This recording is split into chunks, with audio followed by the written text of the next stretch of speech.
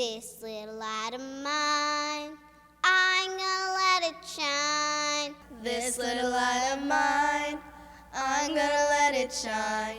This little light of mine, I'm gonna let it shine. Let it shine, let it shine, let it shine. I'm Bishop William Byrne, inviting you to radiate the light of Christ by making a gift to the annual Catholic Appeal. The ministries and agencies supported with your generosity help thousands of our neighbors throughout Western Massachusetts. The annual Catholic Appeal unites us in the mission to help meet the physical, spiritual, and sacramental needs of our brothers and sisters and to grow our church. Please donate to the annual Catholic Appeal. Join me in radiating the light of Christ and be a force for hope and love in the world. On behalf of the people we serve, thank you. Let it Shine, let it shine, let it shine. Hi, I'm Sharon Roulier, and I'm here with my dad, Jim Stefanik, and we're here to welcome you to another 2023 summer edition of the Best of Reel to Reel. We're continuing to bring you some of our favorite programs that aired during this past season, and today's program first aired on the weekend of February 4th, 2023. You ready to watch? Yeah. Okay. Enjoy. Coming up on this edition of Reel to Reel. Catholic Schools Week emphasizes the love of Christ in action. I'm Carolee McGrath. I'll have the story coming up. Steve Kiltonic shows us how one Berkshire pastor magically pulls a rabbit out of a hat. And called to service, two deacons from the original first class of 1983 recall their ordination day. These stories are coming your way next on Reel to Reel. Hello and welcome to Reel to Reel. Well, it was a week filled with lots of excitement as Catholic Schools Week was marked in Western Massachusetts and across the country. Carolee McGrath visited some schools in the diocese to meet with students who provided compelling testimony on why they love Catholic education.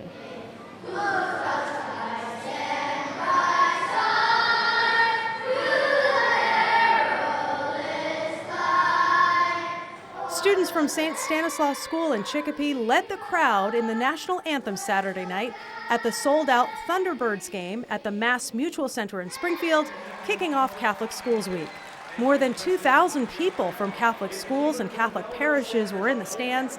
Bishop Byrne did the honors, blessing the players and dropping the puck.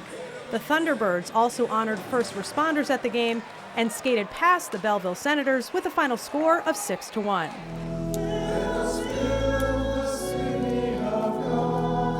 From there, Bishop Byrne spent the week visiting Catholic schools. He celebrated Mass at St. Agnes in Dalton for both St. Agnes students and students from St. Mary's in Lee. St. Mary, well, John Bosco is the patron saint of kids. He's like your patron saint. He's keeping an eye on you. National Catholic Schools Week always begins on the last Sunday in January and highlights the academic excellence of Catholic schools, which are rooted in Christ. Catholic education is a profound gift to the church and to the world. And the Catholic school educates not just the mind, doesn't just train the body in gym class, it also forms the soul. We educate the whole person, the entire kid. We don't go to Catholic schools where we have to pray, we get to pray. Anna White, an 8th grader at St. Mary's in Lee, says she gets to go to Mass with fellow students on a regular basis. She's gone to Catholic schools her whole life. The best part of Catholic schools is really the community. I think all the Catholic schools I've gone to has had a really great and strong community where everyone is very welcoming of you. And I think that's my favorite part of going to Catholic school. So we go to Mass the first Friday and then on holy days. So it's a really good experience. The theme of Catholic Schools Week is faith, excellence, and service. And of course, service means taking the love of Christ out into the world. Here at St. Agnes Academy, they're doing a diaper drive for moms in need. They're collecting toiletries for Soldier On, and they're bringing food to a local food bank. Students at St. Thomas the Apostles School in West Springfield are also bringing Jesus out into the world. So we all made hats and we did it for about 3 Thursdays.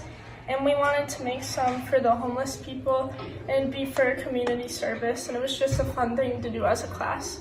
In addition, students collected care packages for military members serving overseas, made cards for first responders, and more. During every holiday, like Valentine's Day, Christmas, we write to the homebound parishioners who are unable to go to church, just to keep in touch and make them feel a part of the community here at St. Thomas. From the grammar schools to the 2 Catholic high schools, students have had the chance to show who they are this week. Shay McDonald transferred into St. Mary's High School her senior year after she had an unbelievable experience at the Steubenville East Conference last July.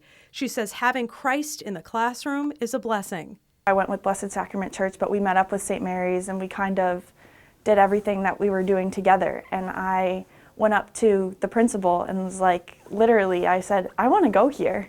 And I was in 2 days later to get all my stuff done, and I was enrolled a week later at St. Mary's, and it was the best decision that I have ever made.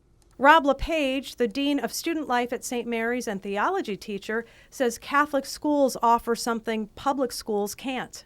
So, for example, we went to the March for Life in Washington, D.C., and we also went to the March for Life in Springfield. So we gave the kids an opportunity to do a national event to sort of demonstrate their faith and also to live out their pro-life commitment, but also a local one. So people can see right here in Massachusetts that St. Mary's and our students are committed to life. Catholic school enrollment has remained steady in the last 2 years, with some schools seeing an increase, including both high schools, St. Mary's and Pope Francis Prep in Springfield.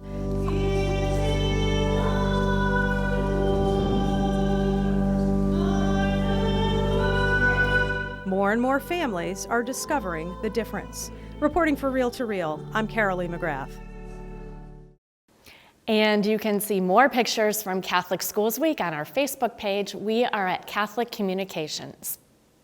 It started out with chest pains and quickly became a life or death medical emergency. For 13-year-old Nevaeh Vieira, Sunday, January 8th was the beginning of an unimaginable journey.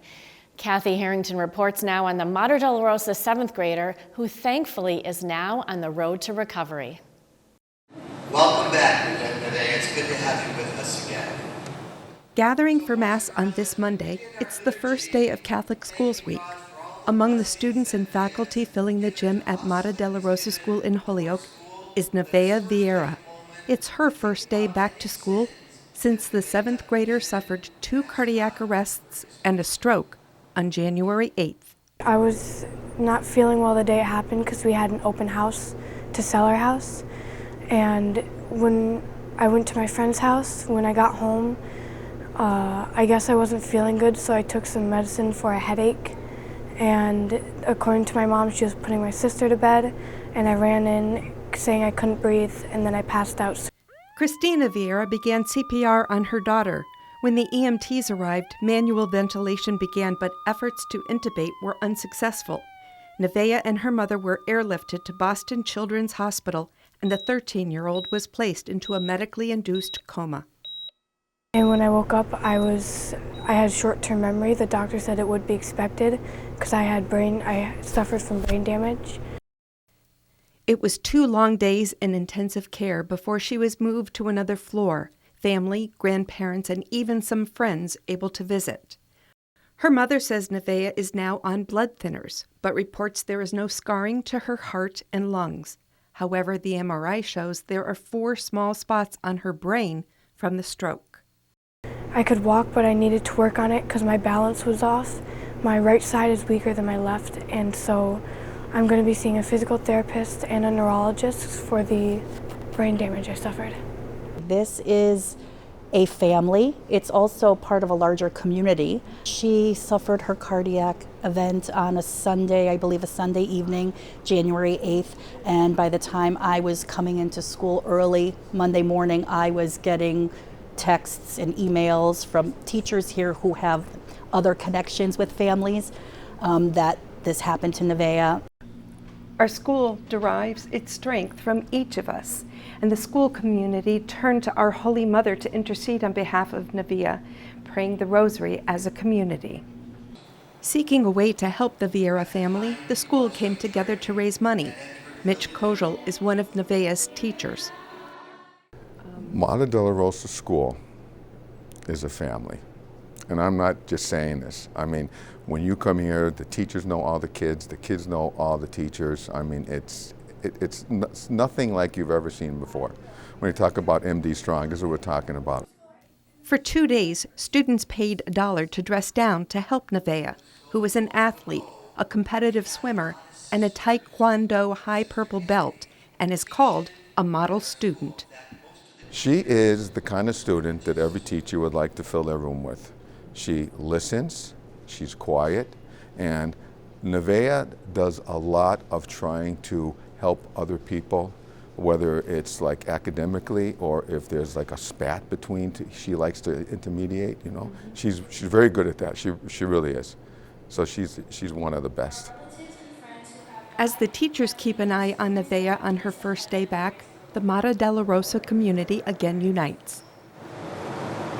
And we also pray for Nevaeh, that God will continue to bless her and restore her to health during this time of recovery. And we thank God for all the many blessings that He has given to Nevaeh already. Let us pray to the Lord. Lord, hear our prayer. Nevaeh says she feels good and that her legs are getting stronger. She wants to play basketball, and she hopes one day to become a 911 dispatcher. In Holyoke, I'm Kathy Harrington for Reel to Reel. What a happy ending to what was a very scary situation. As Kathy mentioned, we have a link to the GoFundMe page on iobserve.org. And still to come on Reel to Reel, the diaconate in the Diocese of Springfield marks 4 decades of service to the church. I'll speak with some of the longest serving deacons. And one Catholic priest in the Berkshires is magically evangelizing parishioners, one trick at a time. It's all still ahead on Reel to Reel.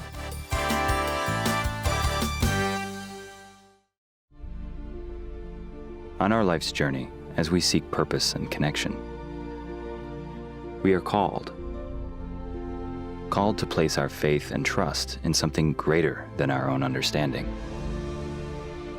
We are called by someone who already loves us and offers himself to us. Jesus Christ. His body, given daily. His blood, poured out for us. We never journey alone in life. Through the Eucharist, we encounter His real presence and others who share our faith. Together, we become one with Him in His very flesh. And when we bring His presence out into the world, we can be light for others. This is the gospel call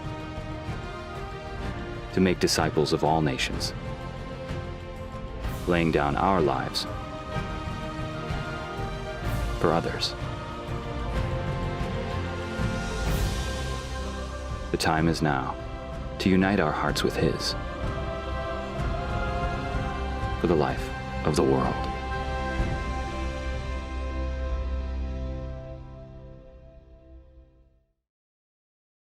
Like Catholic TV on Facebook. Once you're there, you can join in on discussions, make friends with other Catholic TV fans, watch behind-the-scenes videos from the studio, Just finished this day. and stay up to date with the Catholic world. All this at facebook.com/CatholicTV.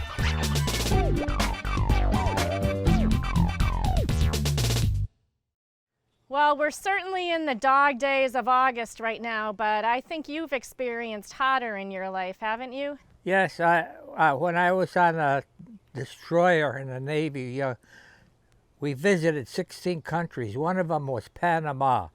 And on the way back from there, the air blower burnt out to the engine room. And of course, there was no air. And you were working in the engine room? I worked in the engine room for 3 years, and it got to be 135. Whoa. Actually, we took an egg and could fry it on the deck. Really? Wow. So how'd you stay cool? Well, I had to put my shirt in a bucket of water and then put it on. And then you went back down into the engine room? I was in the engine room. Oh my gosh, that's crazy. Well, it seems to me nobody cared. Somebody had to be down there, so I was in charge, so I could let some of the people go for 20 minutes up and get us fresh air, and nobody got sick or nobody died. Well, that's good. Well, I guess 90 degrees isn't as hot as 135. The heat doesn't get me, it's the humidity. Yeah.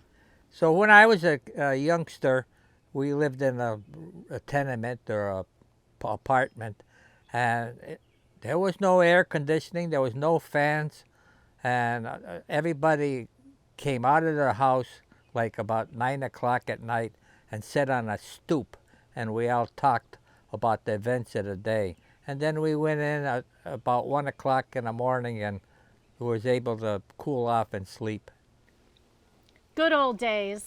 Well, I lived through them, and I didn't think nothing of it. All right, well, let's watch more of the show. That was a good story. Well, I hope someone enjoyed that, because I hope there's someone my age out there that experienced the same thing. I think there's a few people. How old are you? 86. All right, Dad. Let's watch more of the show. While all Catholics are called to serve, the deacon is an official sign of this calling, promising to be a living example of service to others. In the Diocese of Springfield, deacons have served in parishes for 40 years now. I sat down with 2 members of the first class of the 19 deacons and their wives as they recalled their ordination day, January 15th, 1983.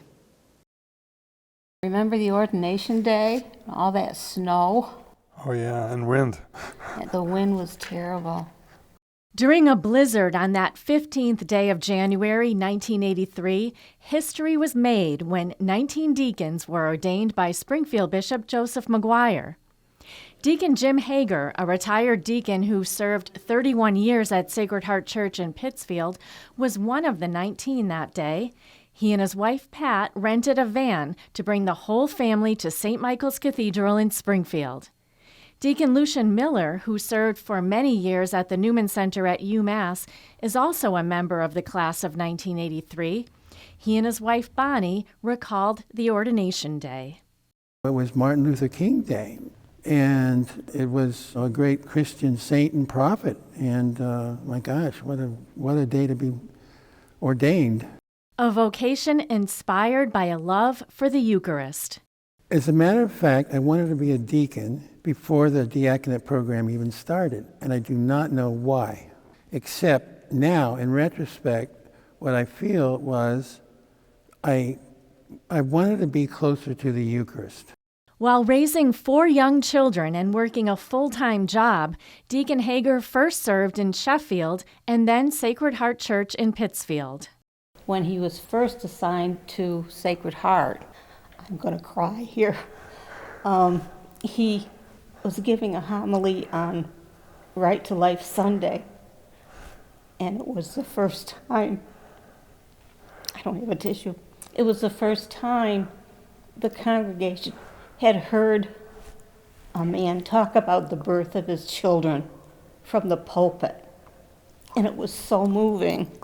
I'll never forget that. And a lot of other people never forgot it either.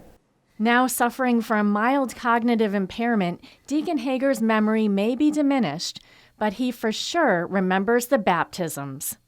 There was usually baptisms every month, and very often there'd be quite a few people to be baptized. And I'd meet with the families before sometimes and get the preparation squared away. And there was no two alike. They were always different and unique, and it was really a good part of my work. Deacon Miller served the UMass community for many years and also doing work as a spiritual advisor. It's just wonderful. You feel you're in an atmosphere of grace for sure. It's a blessing, it's a privilege, and it's a lot of fun. It makes a really nice combination to see the priest and the deacon on the altar together because they're like brothers. You feel the camaraderie of the two of them, and it's just extra special. There's much to celebrate 40 years later as the class of 1983 paved the way for future classes of deacons. With 70 currently in active ministry and 26 retired, deacons have become an integral part of the church in the Diocese of Springfield. Deacon Leo Coughlin is the former director of the diaconate office for the diocese. He says the late Deacon Bob Duval of the class of 1983 influenced his decision to become a deacon 22 years ago. I never saw a deacon before, never heard about a deacon, and he's baptizing my grandson and he's telling us what a deacon does. And because of that, I sought out answers of what a deacon is, and now I'm a deacon because of Bob Duval. 40 years ago, the first group of men were ordained to proclaim and preach the gospel, assist at the altar, baptize, bless marriages, and serve anywhere that they were called to do so. The class of 1983 were the pioneers for the diaconate in the Diocese of Springfield, and they did a wonderful job. And 4 decades later, deacons are needed in the church now more than ever, says Deacon David Picard, director of the diaconate office. We already have deacons who are running parishes. They're called parish managers. And in a recent survey conducted with the priests about the diaconate, we found a great many priests believe that that'll be the path forward for the diaconate.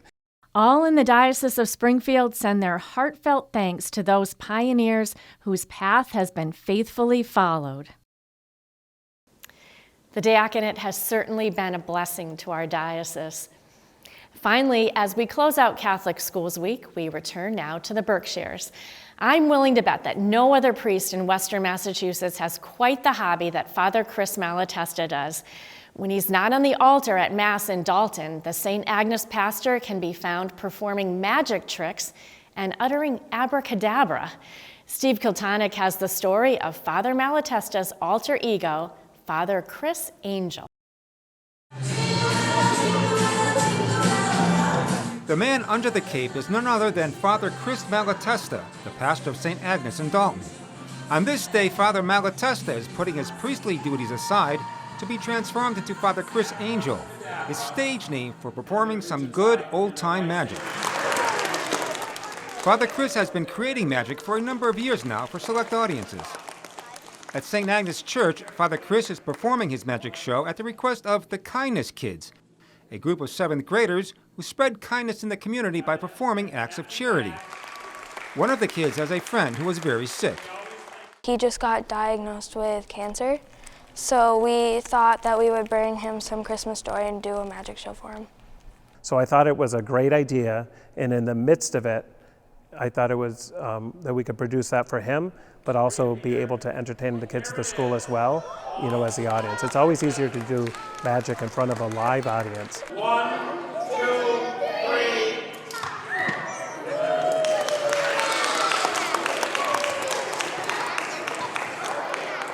Father Chris's love of magic goes back to his younger days when he was around 10. So when I was a kid, I started to do magic a little bit, enjoyed it just as a little bit of a hobby. And then I was one of those kids that always took care of my toys. So I had a small briefcase full of magic, stuck it in a closet, and then years later, my youngest brother said, "You should take out some of the magic and show it to my niece and nephew at the time." So when they would come visit me at the holidays, I would perform a few magic tricks for them. His interest in magic never waned. As a priest, Father Chris started to perform magic for students at St. Agnes Academy and then for campers at Camp Holy Cross, where he serves as its director. During COVID's worst days, he even set up a magic studio in the rectory. We had actually hundreds, if not 1,000 people watching those magic shows from Zoom in their house. And it was like kind of a back and forth participation. Okay, so you see that I didn't do anything with that card, and we say abracadabra, and that card disappeared. Wait a minute. So every year I started adding like a trick or two so that some of the magic would be new. And it led from what was once a briefcase full of magic to a collection now that would hardly fit into the back of a pickup truck. Abracadabra, and look at that, all of our pictures, all colors. His inspiration is one of the all-time great magicians. Early on, it was Copperfield, right? Like he was it's probably still the best in the world, and he does from big stage magic to close-up magic. So as you can see, like a lot of the stuff that I was doing as part of this show today is close-up magic. I have a combination between the stage magic and the close-up. Over the years, Father Malatesta has incorporated magic into his act from Copperfield as well as Criss Angel. He's also gathered tricks from magicians on various variety shows like America's Got Talent. They always have, some great magicians that are performing on those. And what I love to do is watch some of those, and then sometimes I'll try to figure out how they did a particular performance and then try to add it to my act. For this Christmas school performance, Father Criss added 10 new tricks with assistance from his sidekick Justin Brown, the youth minister at the parish.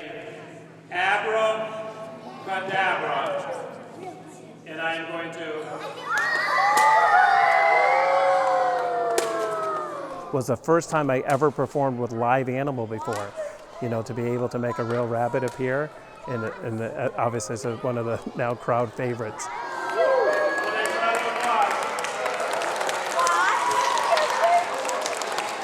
Father Malatesta explains what it takes to be a master magician.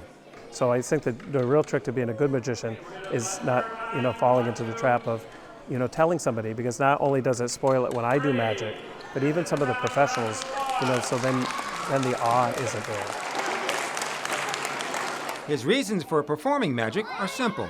My mission in magic is just to spread joy and laughter, so it's really, it's not something that everybody does, so if I can bring a little bit of laughter, sometimes I mix the tricks up a little bit, and you got to be willing to have, people laugh at you a little bit, but it's a lot of fun. 1, 2, 3, Santa, and what do we got?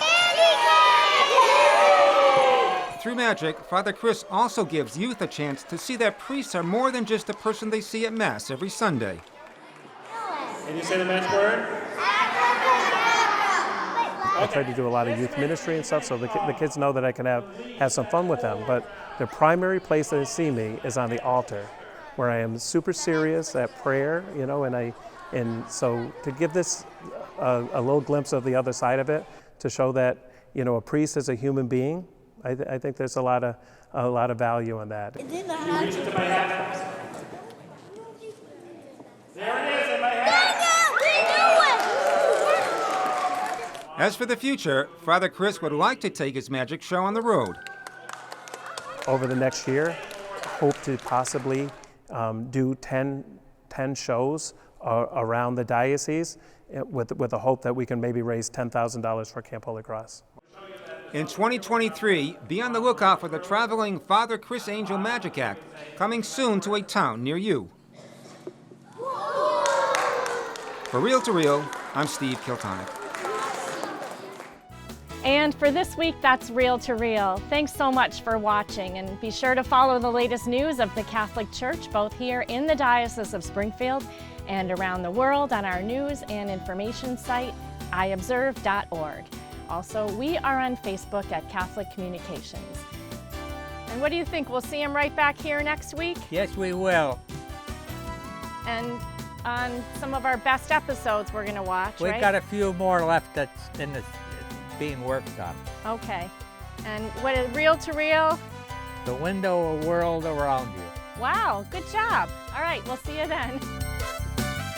Reel to Reel is a production of the Catholic Communications Corporation, funded in part by the annual Catholic Appeal, and the support of you, our faithful viewers.